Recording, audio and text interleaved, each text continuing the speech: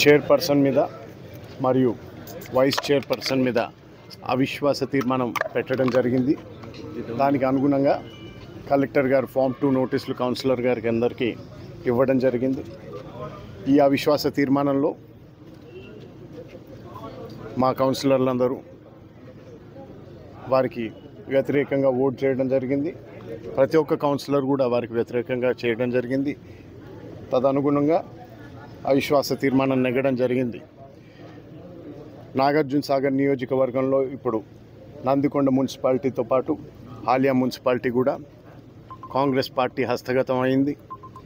రానున్న ఎన్నికల్లో అవి ఎంపీ ఎలక్షన్లు కానీ, సర్పంచ్ ఎలక్షన్లు, స్థానిక సంస్థల ఎన్నికల్లో కూడా కాంగ్రెస్ పార్టీ తిరిగి నాగార్జున సాగర్ నియోజకవర్గంలో తన దూకుడు కొనసాగిస్తూ ఇదే విధంగా భారీ మెజారిటీతోనే ప్రతి ఎలక్షన్ గెలవబోతుందని ఘంటాపథంగా తెలియజేస్తూ మరొకసారి మాకు మద్దతు తెలుపుతున్న నాగార్జున సాగర్ నియోజకవర్గ ప్రజలకు ప్రతి ఒక్కరికి పేరు పేరున ధన్యవాదాలు తెలుపుకుంటూ సెలవు తీసుకుంటాం.